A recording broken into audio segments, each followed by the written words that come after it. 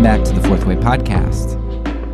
In this episode, I am going to present an article which I have referenced several times throughout my podcast and which I specifically referenced in the last episode. And this article is Ray Mayhew's article entitled Embezzlement, the Corporate Sin of Contemporary Christianity. I am reading this with the full permission of Ray Mayhew. I've emailed him and he was gracious enough to respond back and to allow me to read this and present it here.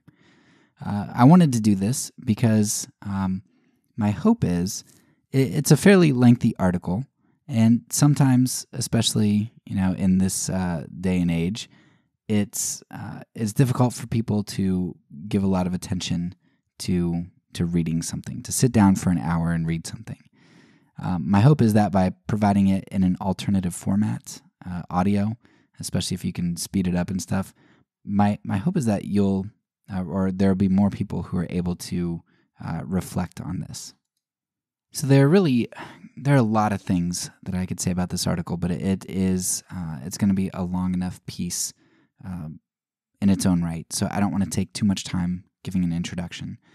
But one of the things that I like about this article is that it digs more into the patristics, the early church fathers, and I got a little bit into that in our previous episode, but Ray Mayhew digs into this a little bit more in the article, and I like the early church because in some ways it gets you closer to I think Jesus. Obviously, they're going to have some views which weren't too great and maybe needed refinement and stuff, of course. But if you think the people who are writing in the very early church were maybe taught by Jesus directly, or taught by somebody who was taught by Jesus directly, taught by the Apostle John or whatnot. And so it's just fascinating to be able to see how people interpret the words of Jesus, because we so often try to dismiss things as metaphor. Give to the beggar. Jesus didn't really mean that. I mean, that's not very practical. Or they might go spend what I give them on drugs, or they're not going to use it wisely. And Jesus just couldn't mean the things that he said. And you read the early church on things like nonviolence and politics, and you're like, man, we do the complete opposite of what they said. You get to something on finances and poverty. Man, they did the exact opposite of what we do. And it's striking, right? It's a good look at something that should convict us, because Jesus was crucified as a radical, and modern day Christianity is generally not very radical. So I always love looking at the patristics, not that they are right about everything, but especially where they're univocal. I think there's a whole lot of weight there. And they're univocal on a few things, economics and poverty, giving to the poor is one of those things. So I think this article is extremely valuable for that reason. Second, especially in my circles, Protestant evangelicalism, conservative evangelicalism, we have a very big focus on grace. And grace is fantastic, don't get me wrong. Without it, right, where would we be? At the same time, we so often focus on grace to the exclusion of works. As you go through this article here, there are going to be a number of quotes from the patristics that you're like, calling you a heretic if you have superfluous items, things that you don't need, or if you don't give to the poor. You're a thief and you're a murderer. You're a heretic. That's strong stuff, right? And that's not based on whether you believe in penal substitution or something like that. This is based on what you do. And I think that's a truth, this idea of works that we have pushed out with our emphasis on grace, and we don't look to works enough as an evidence of the grace that we say has transformed our lives and the Spirit that we now have living in us, supposedly. And so I think that's powerful there, to reflect on that and to think about the meaning of works and what those show and what works of true believers should look like. And of course, I especially liked that the way, I always pit this as orthodoxy and orthopraxy, right? But I really like that in Mayhew's article, I don't think he came up with it, but he calls it the propaganda of the deed, right? So that's what the early church was convincing because of their propaganda of the deed, right? What they did influenced people to convert. Finally, I really like the corporate aspect of Mayhew's article. As an American, I'm an individualist, right? That's how I was raised. As much as I'm trying to break away from that, I still feel like I am just an individual, right? My group doesn't have any bearing on me in terms of responsibility. I'm not responsible for what my group does. But actually, a big reason that I started doing this podcast was because I feel a responsibility for what my group does. How is it that my group, the group that raised me and gave me my moral values and taught me theology and that I love, how is it that my group, I now see doing the things that they do in regard to the stranger and the immigrant, in regard to the leaders that they select and the evils that they overlook and the evil that they call good, the moral compromises, the consequentialism. How do I deal with that? There is corporate responsibility. And a part of that, I think, hopefully you'll see, or you have seen throughout the season, is that, while we're talking about, I don't want to be propagandized as an individual, right? I want to make sure that I do the right individual actions. But at the same time, knowing how propaganda works, I can't be formed apart from a community. And the community that I'm a part of not only influences me, but I influence it. And so knowing what we know then, and identifying what communities we're in, what do we do with that information? And of course, historically, you've got people that are Puritans or separatists, right? People who try to break away, or people who try to purify from the inside. And I'm sure different routes are better for different people at different times based on different circumstances. But I feel like I have a moral responsibility to my group, evangelicals. For as wayward as I think we are, I think there are a lot of beautiful things, a lot of beautiful potentialities, and calls for repentance that we need to have, and shifts, changes that need to be made. And I want to call us to try to do that. And I can't do it alone. I mean, reading Mayhew's article and reading the early church fathers on the economic expectations, I feel condemned.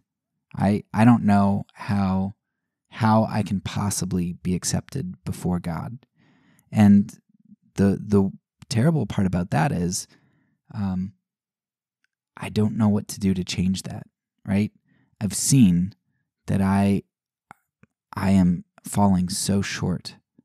I am not doing justice and loving mercy. I'm a materialist, and I deserve to be dismissed when it comes to the final judgment because I haven't helped the poor. I mean, I have, but not. I mean, like all of us think that we have, but as you go through this article, you're like, oh no, I haven't. I have not at all. And what do you do with that? Well, you you certainly don't do it alone.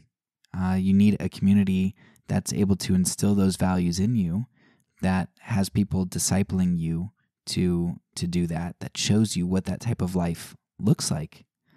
And so, you just can't do this alone. And so I like the corporate aspect of Mayhew's focus here.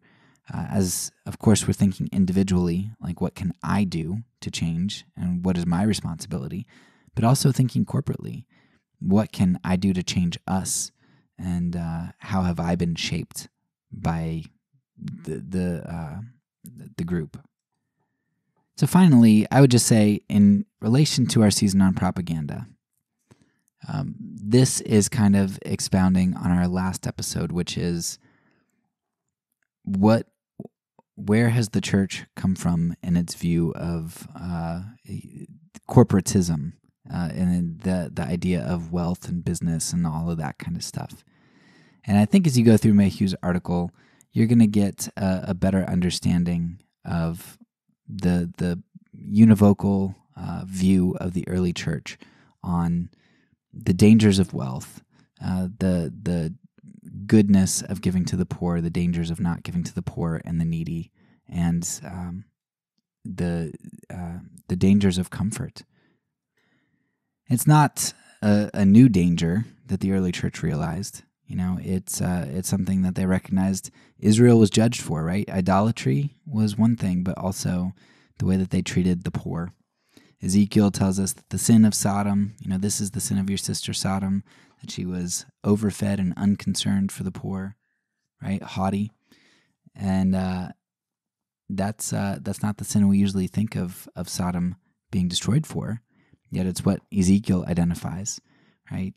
So much of the Old Testament is about mistreatment of the poor and justice being done on their behalf. And we see comfort as kind of the enemy of this. When God tells Israel, hey, look, when you go into this land, it's going to be flowing with milk and honey. You're going to go into houses that you didn't build, right? You didn't work for it. You're going to go in and it's going to be wonderful. But I'm telling you, you're going to forget about me. Don't do it. Don't forget about me. But you're going to. That's what comfort does. It's alluring, and it takes our eyes off of the good.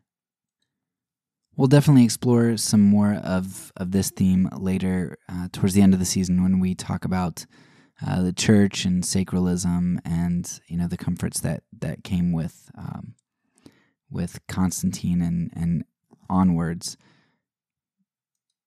But for this episode, just recognize the role that comfort plays in regard to propaganda, right? We talked about this all the way back at the very beginning.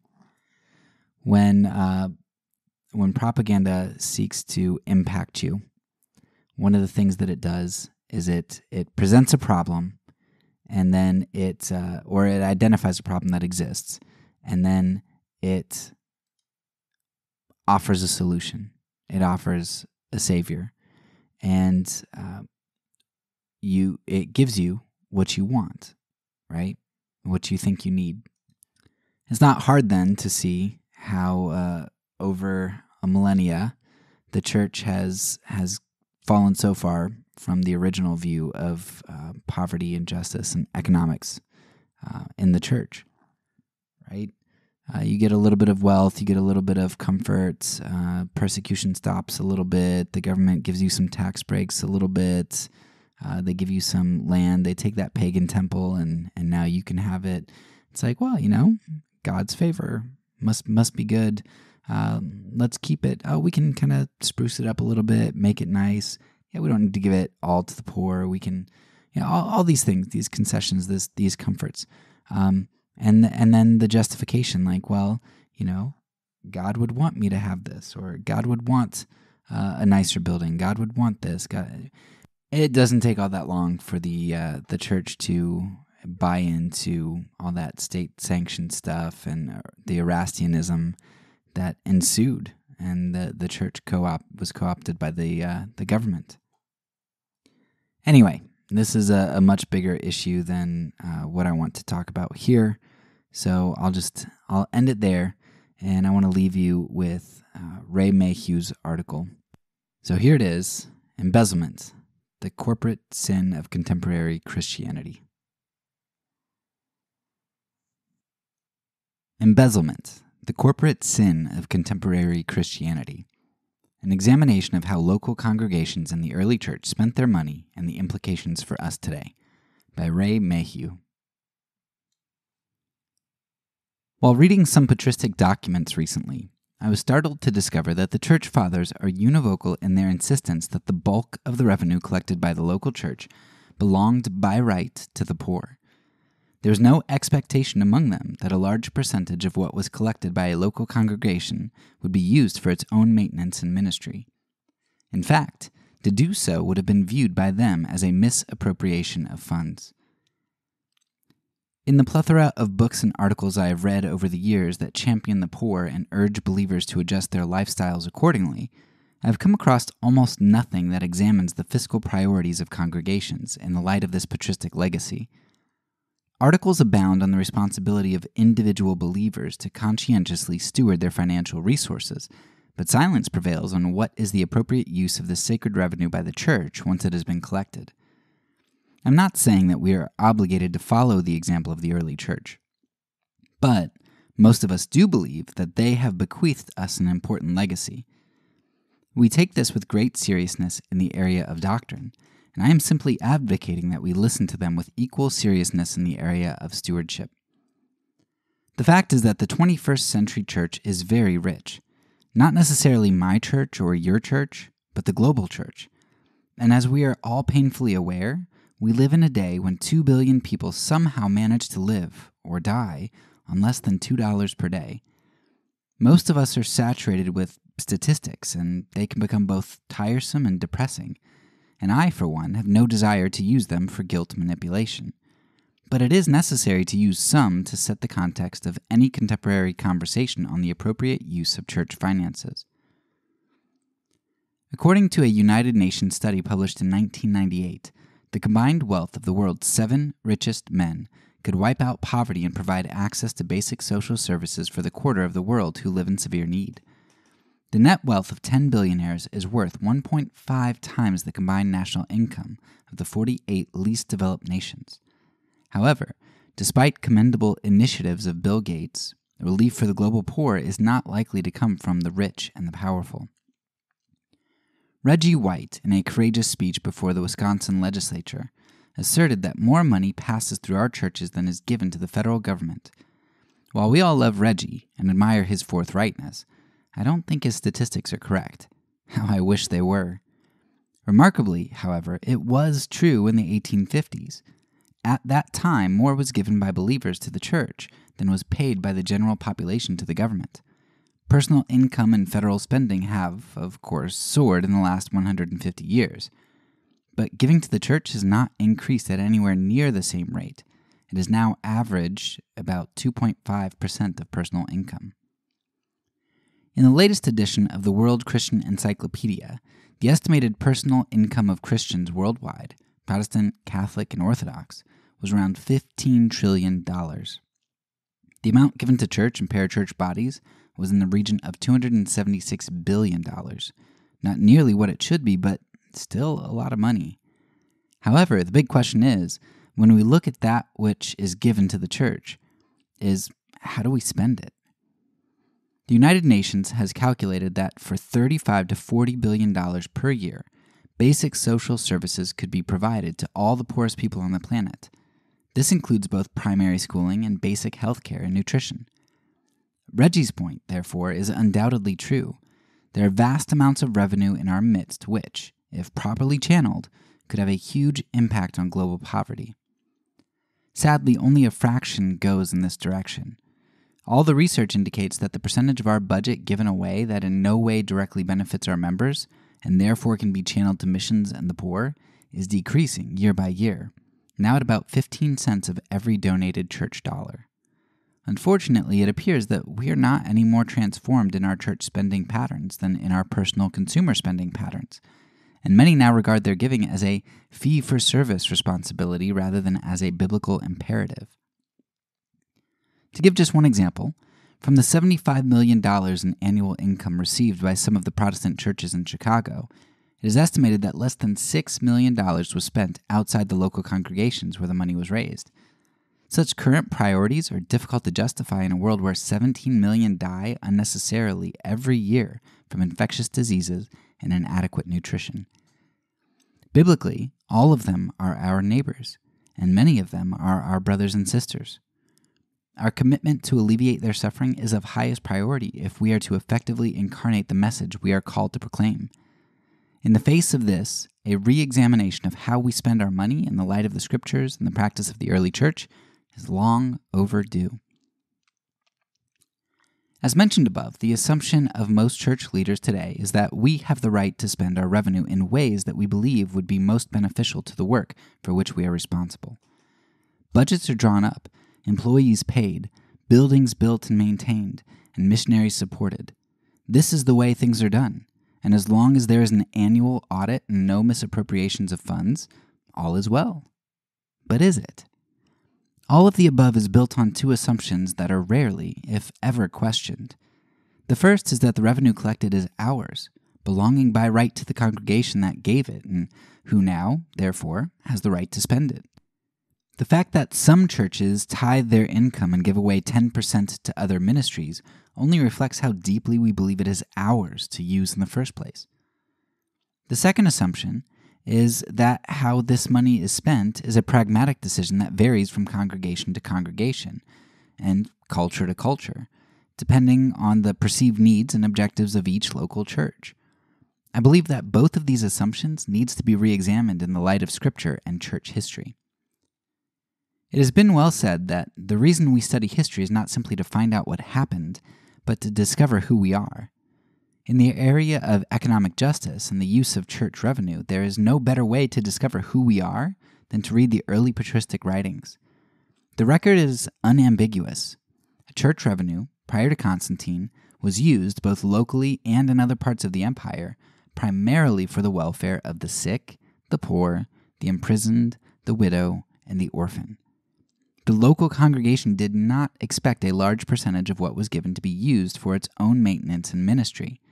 In fact, to do so would have been viewed by most of them as misappropriation of funds. In the 2nd century, Tertullian provided us with details of the church services in North Africa. He spoke of every man bringing money, whenever he wishes and only if he is willing and able. It is a free will offering.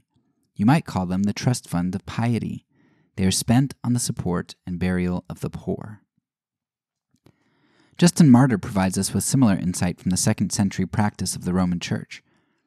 Speaking of the Sunday service, he says, "The money thus collected is deposited with the president who takes care of orphans and widows and those who are in straits because of sickness or any other cause, and those in prison and visitors from other parts. In short, he looks after all who are in need." Justin explains that regular gifts were brought to the communion service to be used for the common fund. The church in the port city of Ostica, Italy, devoted as much space to storing goods to be redistributed to the needy as they did space for their worship services. The general rule for both individuals and churches was, according to Augustine, that not to give to the needy what is superfluous is akin to fraud, and when you possess the superfluous, you possess what is not your own. Giving in this way was not seen as generosity. It was viewed as an act of restitution. It belonged to the poor by right. Augustine instructed his own church to set aside at least 1/10 of all their possessions and income for the poor, not the church. This was actually a concession to what he saw as greed, because his congregation was not prepared to give up everything that was superfluous. Quotations similar to those above abound in the early literature available to us. Sadly, our contemporary approach has been very different. We usually calculate how much it costs to run the church, and then decide how much we can give away to missions and to the poor. However, this is not usually done out of selfishness or lack of concern for the poor. It is the direct result of our theology of stewardship, which appears to be quite different from that of the early church. For example, unlike our early forefathers, many draw a parallel between giving to the Levites in the Old Testament via the tithe and giving to the church, rather than the poor, in the New Testament. In several ways, this is a fundamental mistake. Sociologically, the church is parallel in function to the synagogue, which, incidentally, also took offerings for the poor, not to the Levitical system of temple, priest, and sacrifice.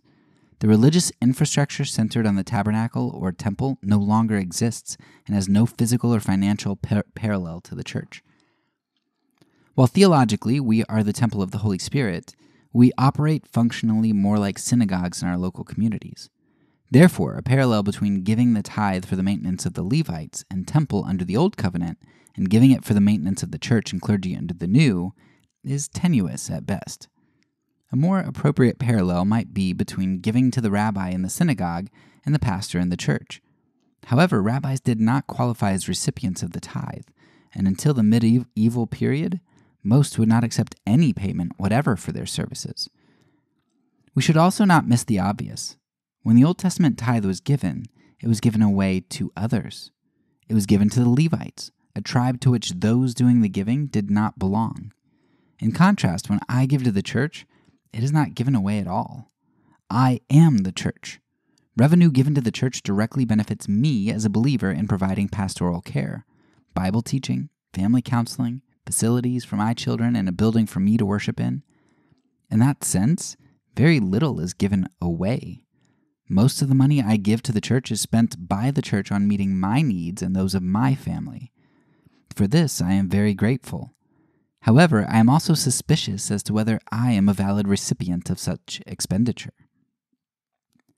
A refinement of the questionable fiscal construct mentioned above, that giving to the church and clergy under the New Covenant parallels giving to the Levites in the temple under the Old Covenant, is to concede that, indeed, the Levitical system cannot parallel the church, as it has been fulfilled in Jesus.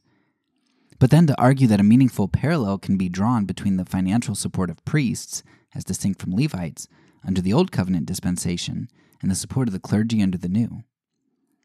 Priests were indeed the shepherds of Israel, and it could be argued that while the system requiring the manual labor of the Levitical tribe passed away, the teaching and shepherding responsibilities that were part of the priestly role continue and are today exercised by the clergy. Priests were, of course, supported by the Israelite community.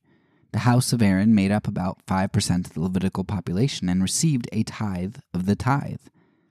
While the Old Testament system of tithes and offerings is complex and difficult to unravel, many of us believe that, though they are no longer a legal requirement under the New Covenant, the concept of the tithe does provide us with some helpful guidelines in the church age. Therefore, if we conclude that there is, in fact, a parallel between the support of the priests in the Old Testament and the clergy in the New, and use a simple tenth as a guide, then a tithe of the tithe would still only qualify the clergy, and those working with them, to receive $10 out of every 100 given to the church.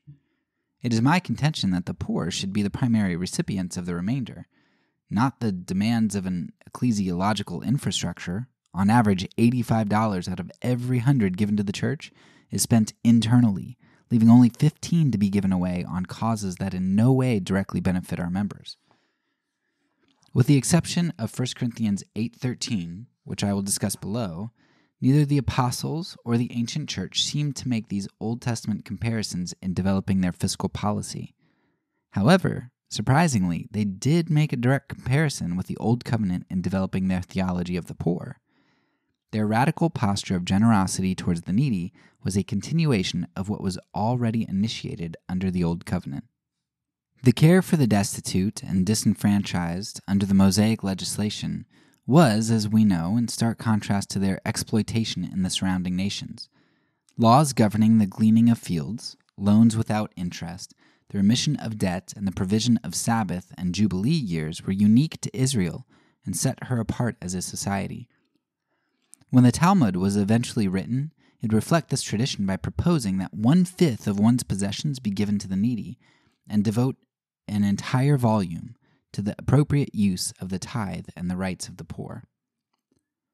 The genius of life under the covenant was that obedience would mean the whole nation would prosper, and poverty would only exist in exceptional circumstances. As already mentioned, this meant that they were able to support, by the regular tithe, a large community of Levites. The Levites would, in turn, maintain the elaborate and costly system of tabernacle and temple. However, the funds for the construction and maintenance of these sacred buildings were primarily supplied by free will offerings and did not draw on the tithe. With the institution of the New Covenant, everything changed. The church, unlike national Israel, was now scattered among the nations, including Gentiles, and its members subject to injustice, oppression, persecution, and the common lot of living in a pagan society.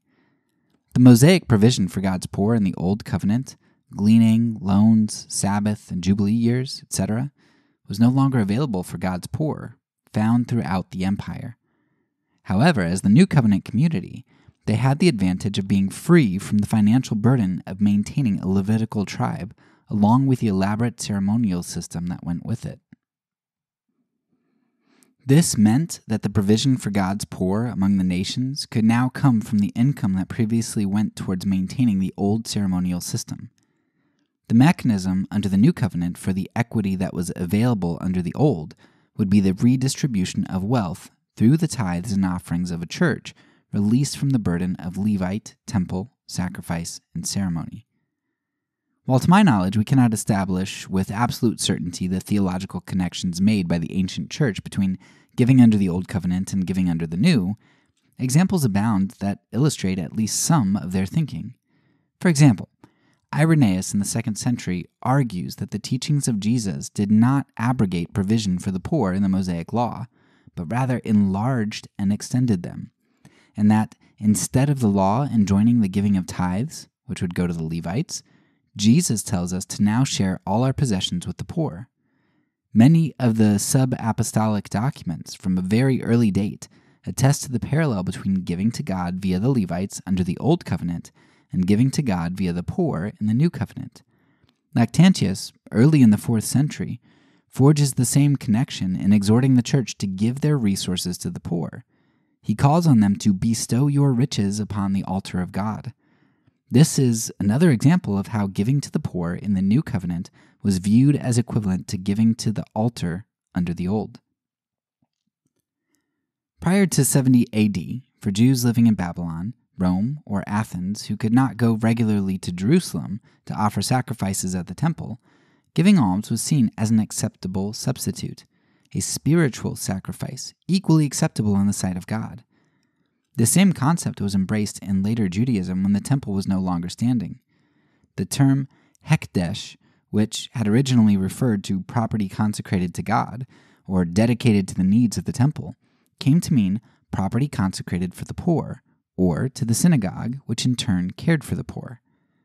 Our failure to recognize this connection has resulted in our liberty to use church revenue primarily to maintain an ecclesiastical system that now replaces, in the minds of some, the Old Covenant system, and only in a minimal way to view this sacred revenue as God's provision for those denied the necessities of life. The recent resurgence of interest among evangelicals and patristics is very heartening. However, we are in danger of embracing their doctrine while ignoring their ethics, of admiring their orthodoxy but failing to imitate their lifestyle. Tradition has been defined as the living faith of the dead, but traditionalism as the dead faith of the living.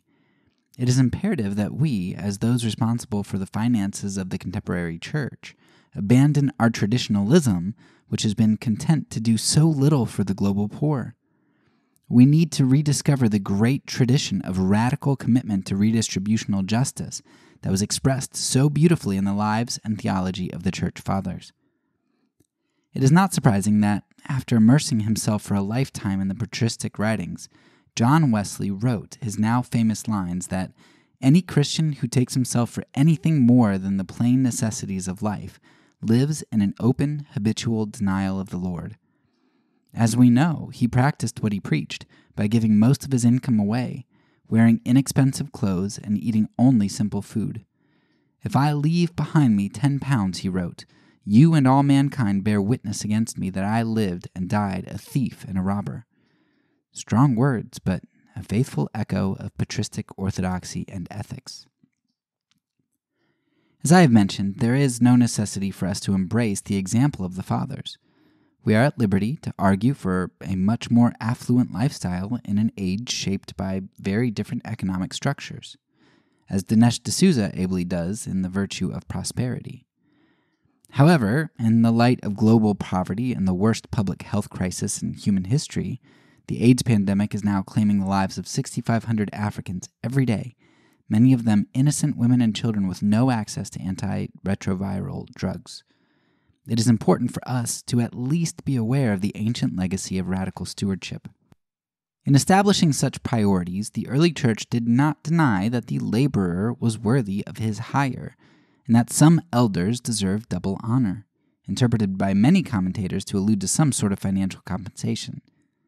A high priority was placed upon financially supporting those who preached the gospel, along with ministering to the poor. Paul himself makes an analogy between supporting the priest in the Old Testament and the evangelist in the New. He uses the example of those who perform sacred service and point out that they were allowed to eat the food of the temple as a reward for their work. In a similar way, those who minister spiritual things under the New Covenant should be allowed to reap material rewards. However, as mentioned above, the maintenance of the priests, a tithe of the tithe and a portion of certain sacrifices, only represented a small percentage of the total income that was given to God by Israel. If, as priests, we qualify for some remuneration, as Paul indicates, we only qualify for a very modest percentage of total church revenue. Extending this privilege to include most of the tithe and replacing the old Levitical administration with a new ecclesiastical one would be an illegitimate application of Paul's analogy in the church. Incidentally, Paul uses the priests from the house of Aaron as an example of those who qualify to receive portions of the temple offerings, but he does not extend this privilege to Levites. Only one category of ministrant is in view in 1 Corinthians 9:13, not two as in the NIV. To do so would be to distort the Old Covenant parallel that Levitical tribe were recipients of the tithe, but not of the temple offerings. As there is now no Levitical tribe within the church, the tithe that supported them can now be given to God as we channel it to the poor. The expenditure of sacred revenue to maintain other aspects of the local church is nowhere mentioned in the New Testament. If we require a costly infrastructure of buildings, programs, and extra staff to function effectively in a given culture, which we often do, then other sources of revenue must be found. These expenses should never siphon off funds that God designates for the support of the poor. As a pastor in a growing church of 3,000 located in an edge city in the Midwest, I'm acutely conscious of the potential implications in my own life, as well as our congregation, if the above thesis is correct. Questions and doubts pile up one on another. Where does the money then come from to maintain the program staff and buildings that we need? If we give most of it away, will we simply cease to exist and then have nothing to give? Are we caught in a web of cultural and congregational expectations from which it is impossible to extricate ourselves without the whole edifice collapsing? Someone said that the gap is the distance between the way things are and the way things ought to be. The question I wrestle with is, has the gap now grown so wide that attempting to bridge it has become a futile task? However, before addressing this issue in the light of budgets, bank balances, and other pragmatic imperatives, there are a few more historical foundations to uncover. In molding the church's decision on the appropriate use of their funds, the Jewish consciousness that the tithe was holy unto the Lord became very important to the church. It was sacred revenue, and therefore using it properly was of paramount importance. At this point, it will be helpful and illuminating to try to stand in the shoes of an early Jewish convert. Jews throughout the empire already had a culture of tithing. However, as Jewish converts slowly began to be alienated from both the synagogue and the temple, one of their obvious perplexities was where to give the tithe. Not that the tithe was seen as a legal necessity, but it continued to provide a good benchmark of faithful stewardship. Obviously, it would now be given to the church. However, the big question was, what does the church do with it now that there is no longer a Levitical tribe to maintain? This was no easy decision to make. Church funds were not seen simply as revenue to be spent as needed. The incident with Ananias and Sapphira was an indication of how seriously God viewed the issue. Their decision, as we know, to use it primarily to bridge the chasm between the haves and the have-nots, and their first appointed officials were dedicated exclusively to this task.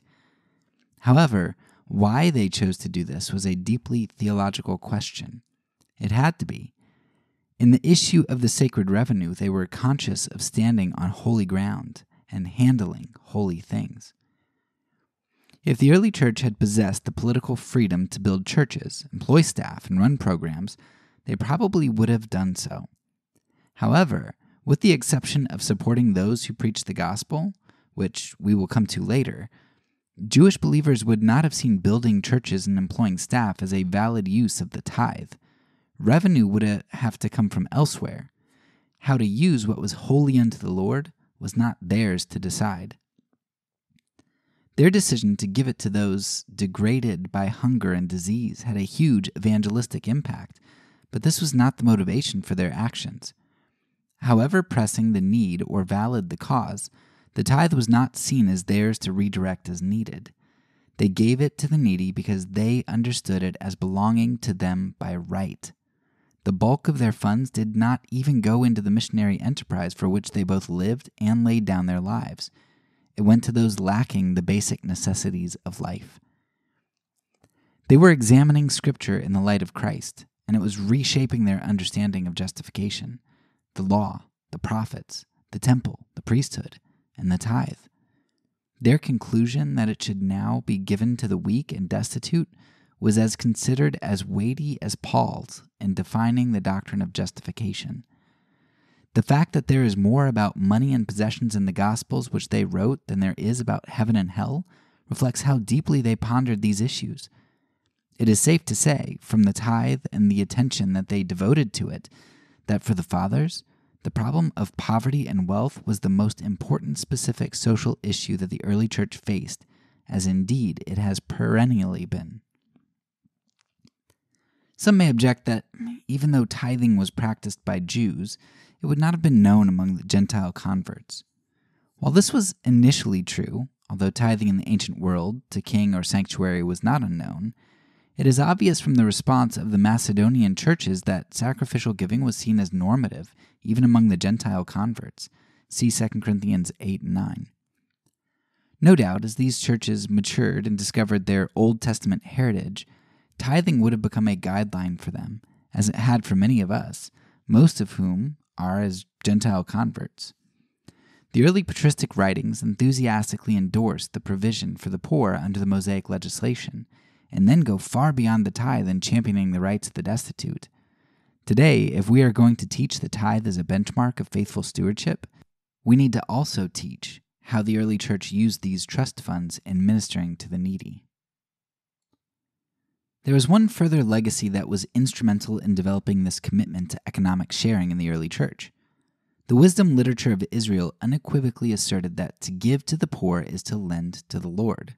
Proverbs 19:17. It is upon this foundation that later rabbinic scholars placed almsgiving even above prayer and fasting as the primary act of devotion to God Himself. Prayer with fasting is good, but better than both is almsgiving. Jesus Himself builds on this legacy by teaching in Matthew 25 that giving and caring for those deprived of wealth and dignity was indeed giving and caring for the Lord Himself. In the 4th century, Basil the Great was so moved by such truths that he built a city on the outskirts of Caesarea devoted to providing medical care for the sick, shelter for the travelers, clothing for the poor, and work for the unemployed.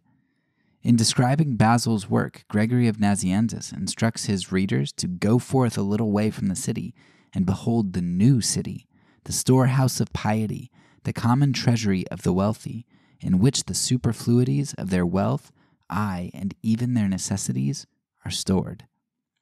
Basil's work became a model that was copied by many others who were equally determined to courageously and imaginatively obey the mandate of Matthew 25. This astonishing passage, which climaxes and concludes the formal teaching of Jesus in Matthew's Gospel, merits close examination as it appears to have had a decisive impact in shaping the theology of stewardship in the early church. 5 things should not be missed. First, It is the only place where our Lord gives a comprehensive description of final judgment. What is intimated elsewhere in parabolic language is here revealed with dramatic detail and vividness. The text emphasizes that all his angels and all the nations are gathered to witness that which will distinguish the righteous from the wicked on the day of judgment.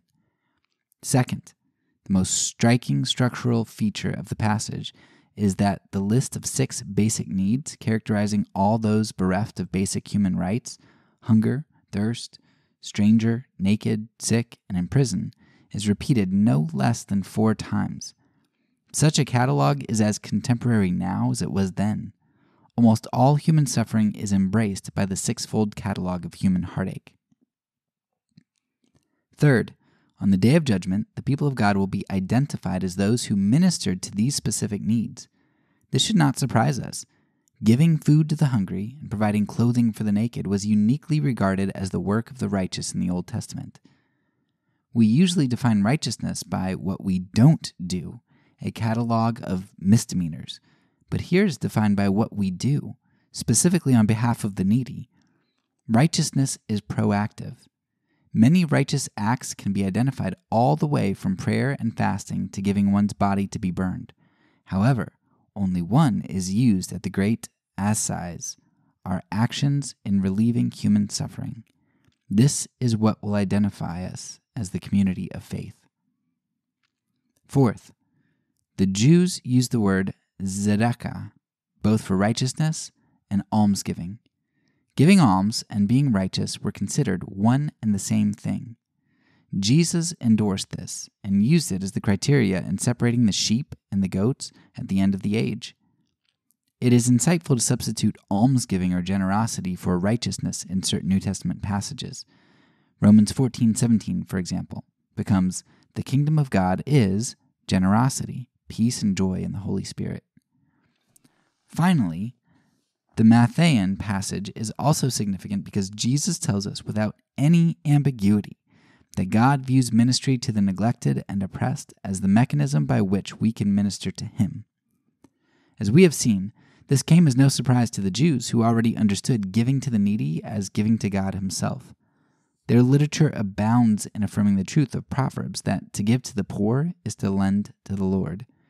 The rabbinic parallel in the Midrash on Deuteronomy 15:9 is just one example.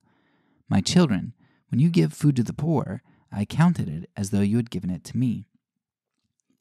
Others include such statements as, "Almsgiving is an excellent offering in the presence of the Most High," and "The one who gives alms sacrifices a thank offering."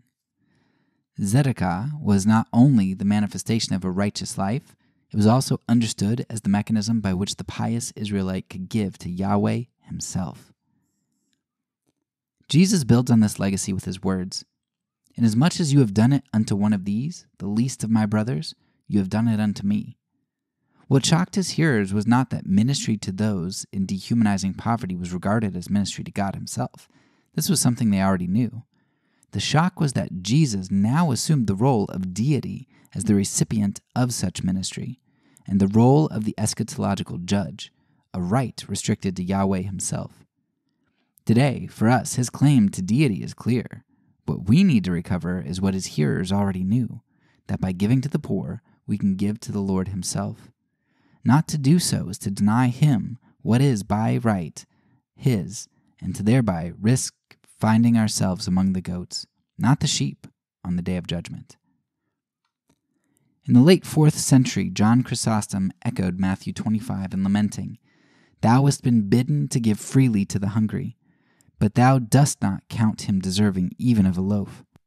But thy dog is fed to fullness, while Christ wastes with hunger." Such perspectives were normative in informing the theology of stewardship in the early church.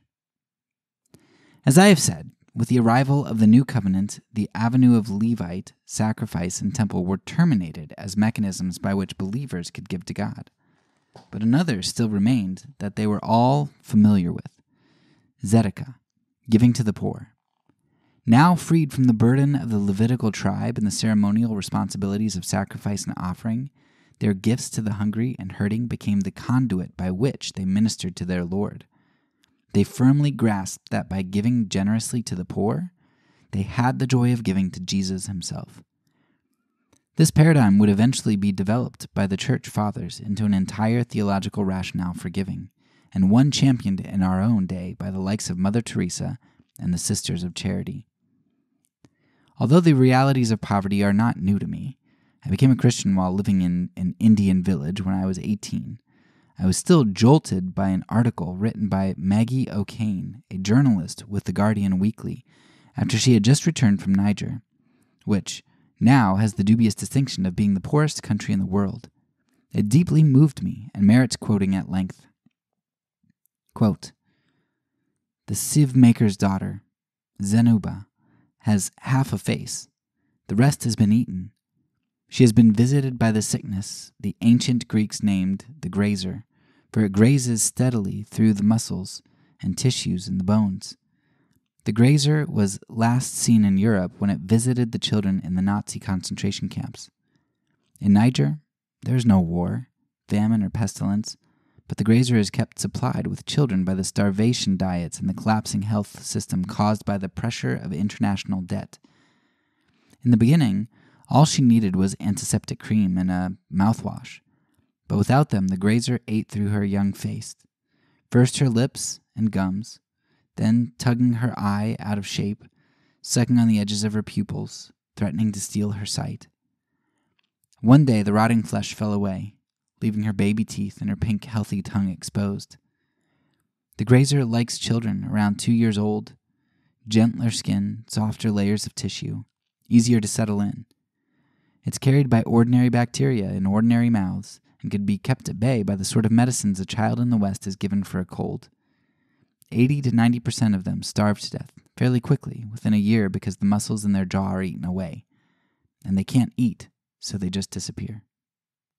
End quote. Such things should not be, and such things need not be. It is within our power as the church to do something about it, and to not do so is to ignore both the directives of the New Testament and the example of the early church. After Pentecost, the apostles immediately embraced the Matthean mandate. The economic sharing in their midst became both exhilarating and dramatic. Augustine's words, spoken some 400 years later, "Whatever you have in excess is not your own," reflected the lifestyle that began in the streets of Jerusalem. Paul himself was even exhorted by the church council to remember the poor, the very thing that I was eager to do, Galatians 2:10. And the only systematic teaching we have in the epistles on church giving, in 2 Corinthians 8 and 9, is in the context of an intercontinental offering for the relief of the needy in Jerusalem, which Paul undertook on several occasions. Paul describes the collection for the poor in Jerusalem by using the priestly terminology which was used for offerings given to God himself. The German theologians Karl Hall and Ethelbert Stauffer saw this collection for the poor in Jerusalem as corresponding to the traditional Jewish temple tax. Whether their thesis is correct or not, scholars agree that ample evidence exists that giving to the poor was now being viewed by the church as the equivalent of giving to God, via the cultus of temple, tithe, sacrifice, and offering under the Old Covenant. I have often unintentionally misused the Corinthian passage by preaching from it on the importance of financially supporting the local church. However, on a closer reading, it is obvious that it does not have anything to do with taking an offering for the maintenance of one's local congregation. In fact, we have no instruction in the epistles on taking a collection for ourselves. What we find is teaching on the redistribution of wealth for the benefit of the poor in our midst and the support of the laborer who is worthy of his hire. Justo Gonzalez, in his book Faith and Wealth, an exhaustive study of patristic writings on the subject, affirms that there is no doubt that the early church was univocal in endorsing the same fiscal priorities. The Didache, written sometime between 75 and 140 AD, instructs believers to share all things with thy brother, and advocates that offerings go to the poor or to the itinerating prophets and teachers who ministered in their midst. Dionysius, bishop of Corinth in the 2nd century, speaking of the church at Rome, said, "For this is your practice from the beginning, to do good to all the brethren in various ways, and send contributions to many churches in every city, thus refreshing the poverty of those in need. By these gifts, which you have sent from the beginning, you maintain your ancestral custom, providing great abundance for distribution to the saints. F. Bruce maintains that one of the chief means of linking the Christian groups planted all over the eastern Mediterranean world was the practice of mutual aid. Writing about AD 125, the Christian philosopher Aristides noted that if they hear that any of their number is imprisoned or oppressed, all of them provides for his needs. And if there is among them a man that is poor and needy, and they have not an abundance of necessities, they fast for 3 days that they may supply the needy with their necessary food. The power of this witness did not go unnoticed by the pagans. Even Julian the Apostate, who tried to stamp out Christianity, was forced to admit that the godless Galileans feed not only their poor, but ours also. By the year 251, the church in Rome was supporting more than 1,500 widows and needy persons, all of whom were fed by the grace and kindness of the Lord. Endorsing the rabbinic tradition, Cyprian maintained that prayer and fasting was of no avail unless accompanied by giving to the poor, while Origen ranked almsgiving third in importance, immediately behind baptism and martyrdom. However, their definition of almsgiving went far beyond giving their loose change to the hungry and homeless. It was defined as spending on oneself only that which was absolutely necessary and giving the remainder away. Nothing superfluous should be kept as long as others lacked the necessities of life. According to Gonzalez, not to do so was tantamount to theft and even homicide in the estimation of the fathers. John Chrysostom defined necessities as those things it was impossible to live without. Everything else was relegated to the category of superfluities. If you could eat only pulses and stay healthy, you should do so. If not, garden herbs could be added to your diet. However, he regarded meat as a luxury only to be consumed in moderation by those who are physically weak. Eating a Big Mac would most certainly be categorized by Chrysostom as indulging in a superfluity. He practiced what he preached and devoted his substantial personal income as bishop of the imperial capital to helping the needy, insisting that if we use more than is absolutely necessary on ourselves, as individuals and churches, we will be guilty before God of having embezzled what does not belong to us. His simple logic was that the superfluities of the rich were the necessities of the poor and belonged to them by right. For such preaching, he was eventually deposed and exiled from the capital. In our day, Karl Heine has said that the problem of power is as great as the problem of guilt. The same was true in Chrysostom's day, and he was fearless in speaking out against the abuse of power and advocating economic justice. Today, we are in danger of bifurcating our prophetic witness by preaching only on personal guilt and avoiding the tough issue of power, the abuse of which is locking so many into degrading and dehumanizing poverty. However, defining almsgiving as economic justice was not unique to Chrysostom. It characterized most of the church during the first centuries of its existence. Ambrose, on becoming bishop of Milan, melted down all the objects of gold in the church, much to the anger of many, with the words, "The church has gold not to store up, but to lay out and spend on those in need. Would not the Lord himself say, 'Why didst thou suffer so many to die of hunger?'" In a similar vein, Jerome sharply attacked the developing practice in the 4th century of building elaborate churches by reminding us that our duty is to clothe Christ in the poor, to visit him in the sick, to feed him in the hungry, to shelter him in the homeless. Charles Avila reminds us that a salient characteristic of Christian service, koinonia, was eleemouson, or compassion. The term originally meant the feeling from which the act of giving alms sprang. In time, however, it came to mean almsgiving itself. In the patristic age, it signified a substantial transfer of one's own income or property to a fund designated to enable the destitute and socially marginalized to live without suffering absolute want or degradation. In Asia Minor and Syria, towards the end of the 4th century, it was still common for men to bequeath their entire remaining property and possessions to the poor rather than to their own family. Even in the 5th century, when the early fervor for the downtrodden was diminishing, the church at Rome still gave 25% of its revenue to those on the official list of the sick and poor. The historian Henry Chadwick concludes that the practical application of charity was the most potent single cause of Christian success in the ancient world. This was not surprising, as almsgiving was virtually unknown among the Greeks. The German theologian George Kretschmer said that in the final analysis, it was not the miracles of the early church that impressed the populace. Miracle workers were a familiar phenomenon in the ancient world, but the conduct of the Christians, the propaganda of the deed, that had such impact. Christians were unbelievably generous with their money, and it was always recognized that the prime responsibility of the church treasury was to provide for the needs of those degraded by hunger and disease. But what about us today?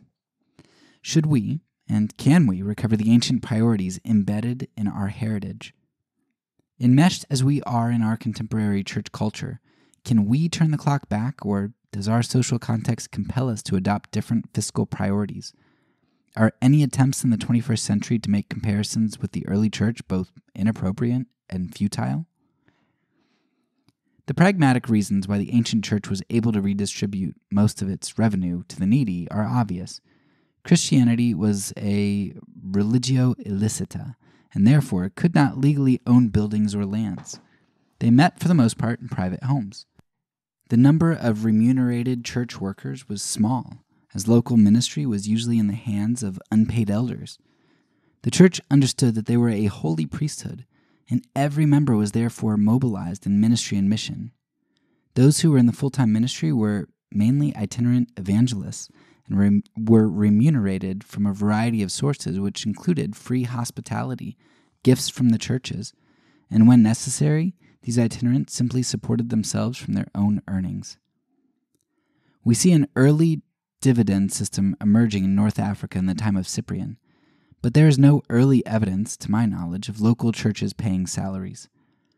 The mindset simply did not exist that the work had to be exclusively maintained by professional clergy who would absorb most of the revenue. The rabbinic attitudes of refusing to accept payment for teaching the Torah may have encouraged this self-supporting attitude among local congregational leaders in the early years. Even the Jewish medieval scholar, Maimonides, said that a clever artisan could devote 3 hours to his trade each day, leaving 9 for study of the Torah. The story of how the church moved from such a radical posture to where we are today does not need to be retold. By the mid-3rd century, following upon greater and greater donations by landlord Christians, bishops and priests had begun to consider themselves full-time workers in the service of the church and had begun to take salaries from their beneficiaries, but not initially from the common fund for the poor. Churches began to acquire property as early as the 3rd century. At first, they acquired only places of worship and burial grounds, probably in the legal guise of a loose mutual aid association, their reputation for almsgiving having paved the way for such recognition by the authorities. After Constantine, the construction of the church buildings proliferated, but they did not immediately abandon Lazarus lying in the gate. It continued to be recognized that the primary responsibility of the church treasury was to provide for the needy. Sadly, the continued rise and multiplication of professional clergy, the construction of more elaborate buildings, and the decline of sacrificial giving as the norm slowly eroded their radical commitment to the poor. Eventually, the common fund, which had been the source of food, clothing, and shelter for the destitute, began to be appropriated for the needs of the clergy and the construction of buildings. However, there was still general disapproval for bishops who preferred to spend money on rich adornment and ornate churches. It was still considered lamentable that less revenue was given to the sick and hungry, and there were a few who sought to justify this shift in priorities. But what about us, 1,500 years later? Am I advocating that we now abandon the buildings and religious infrastructure that we use to maintain the ministry of our local churches? Absolutely not. As a pastor, I don't see how this is realistically possible. However, I do believe that a radical course correction is called for. We must learn from our forefathers and not allow these ecclesiastical necessities to absorb our congregational giving to the detriment of those denied what they need to earn a living and escape dehumanizing poverty. To do so is to spend on ourselves money that by right belongs to the needy and betray our calling as those who seek to demonstrate God's new order of justice and equity. The fathers used the motto Conversatio Morum, translated either death to the status quo or constant conversion. As we enter the 21st century, no other area demands a more urgent conversatio morum than our attitude towards church expenditure. The bulk of the tithe belongs to the poor, and expenditure even on the necessities for running the local church must not be allowed to divert it. In pioneering our way back, I find it helpful to stop looking at the church as an organization I need to support, and to begin to see it as a primary community to which I belong. This community embraces distributional justice and lives on only 90% of its income, most of the rest being given away. The biblical model is not that, as an individual, I give away 10% of my income to a religious organization to which I belong to finance its activities. Instead, the model is that the community to which I belong, the church, is made up of people who live on 90% of their income so that, as a community, as one unit, they can give away 10% of their combined personal income. Being financially responsible as part of this body means that my remaining personal income is now spread between meeting the needs of my nuclear family, personal housing, food, clothing, etc., and the needs of my extended family, worship, building, pastoral leaders, etc. I cannot separate the two. The church is not an institution out there which I support. It is the community that unfolds and identifies who I am as an individual. The excitement of belonging to the church so defined is that, corporately, we have the economic power to do something of major significance about the issue of global poverty. In my own congregation, we could potentially release over $2 million annually. We don't have to bemoan the fact that our government is so slow to act. Less than half of 1% of the federal budget is spent on foreign aid.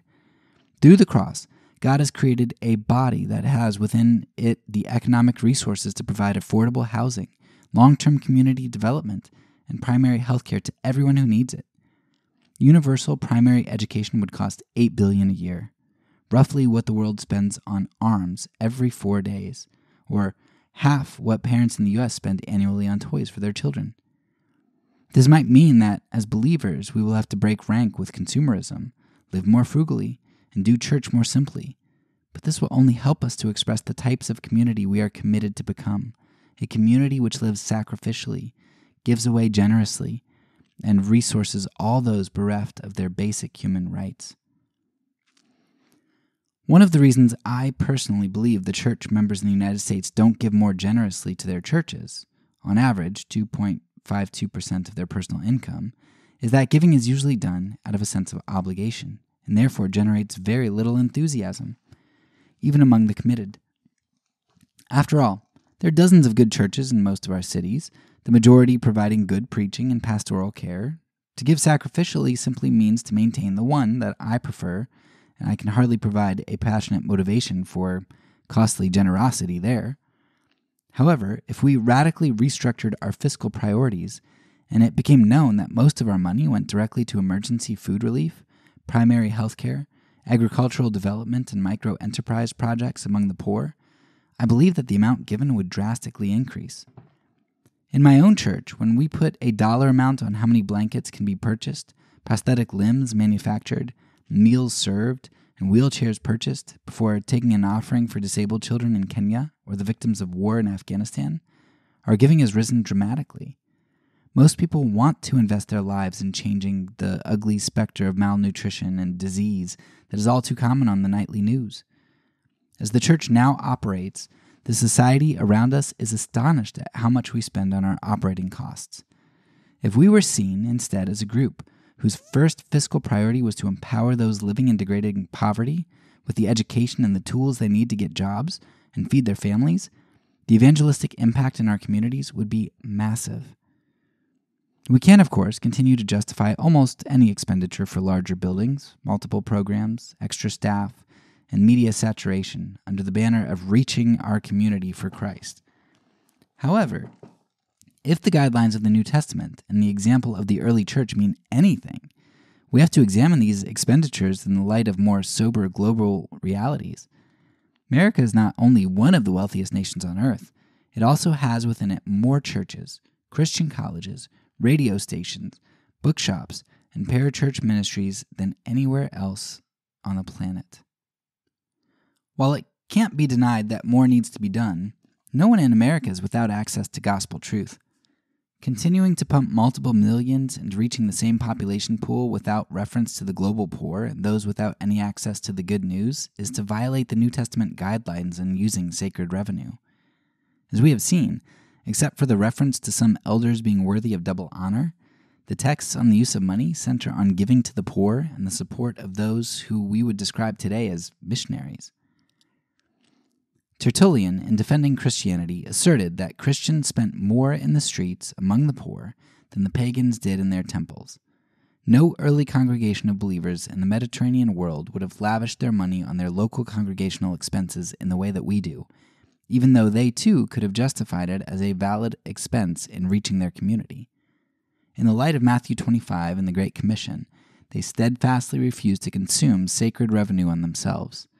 They pumped their funds into supporting the Christian poor in the empire and financing those going to the regions beyond.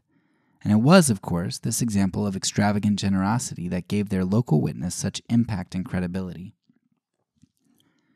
Donald McGavran maintained that one could ride all day on a train through an Indian plain of 10,000 towns and villages, and that 9,965 of them would not contain a Christian church. Those that do will frequently include those who are hungry, thirsty, naked, sick, and in prison. In the light of such realities, faithful stewardship compels us to examine every expenditure we're responsible for. Pumping more millions, $15.7 billion was spent on new church construction alone between 1984 to 1989, into a population pool that already contains more resources, both material and spiritual, than any nation under heaven, cannot be pleasing to God, even if it is under the banner of reaching our community for Christ. Rediscovering the truth of sacred revenue, the trust funds of the piety, is an issue of utmost priority. The revenue we collect is not ours by right.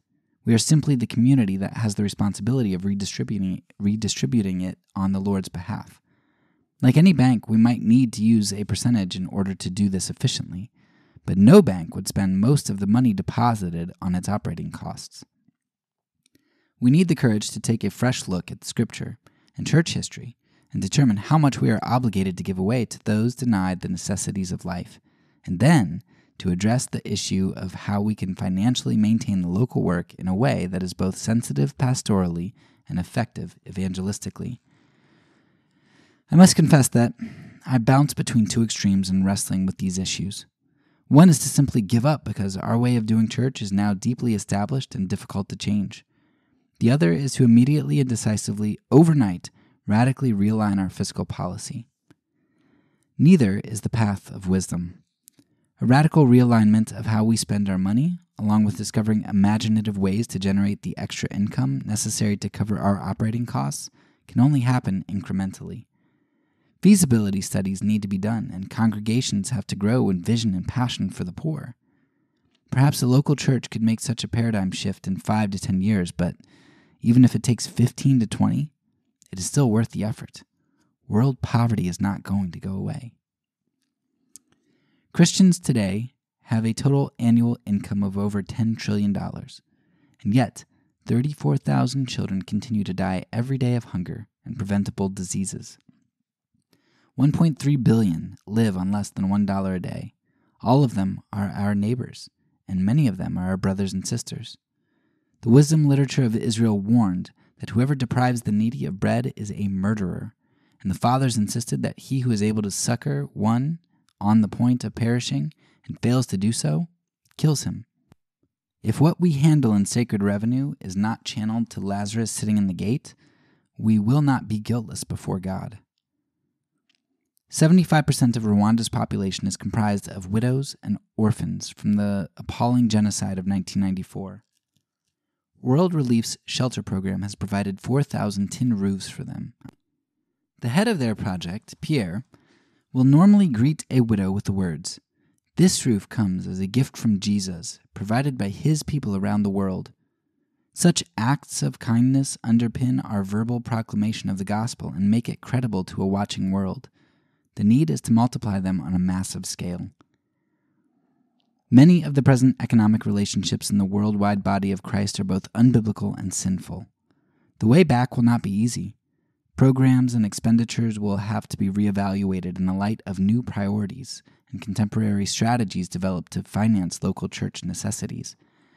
However, church history abounds with examples of those who have made the journey before us.